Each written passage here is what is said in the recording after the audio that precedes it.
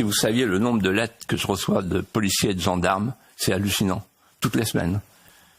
Ils sont désespérés.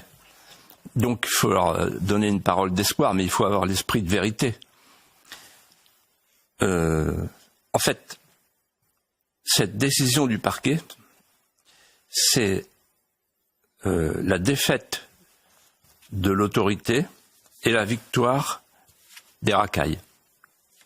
C'est la défaite de l'autorité, et c'est grave. Pourquoi ? Parce que c'est la fin de la présomption d'innocence pour les policiers, c'est le début de la présomption de culpabilité.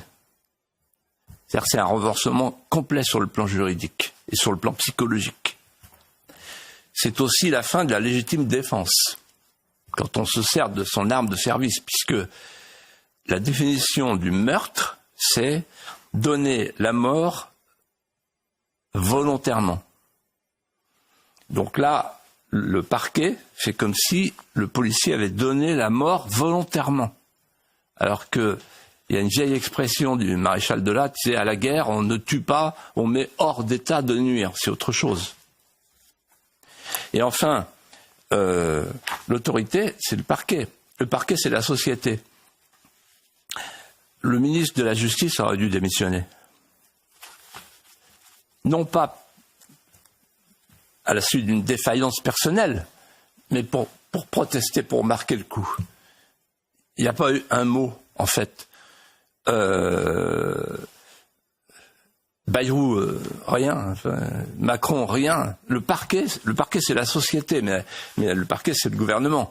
Alors, dire que le parquet n'a pas de lien avec le gouvernement, dans cette affaire comme dans l'affaire Marine Le Pen, on sait très bien, c'est comme si on nous disait que Richard Ferrand, le président du Conseil constitutionnel, n'est plus l'ami d'Emmanuel Macron. On sait comment ça marche. Voilà. Et je dis, c'est la victoire des racailles. Pourquoi ? Parce que c'est un message désastreux.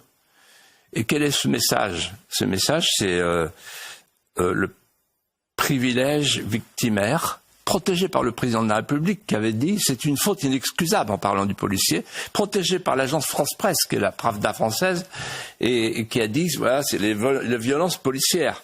Bon, en d'autres termes, on est devant une démoralisation du corps social qui a pour mission d'être le dernier rempart de nos libertés, de notre sécurité.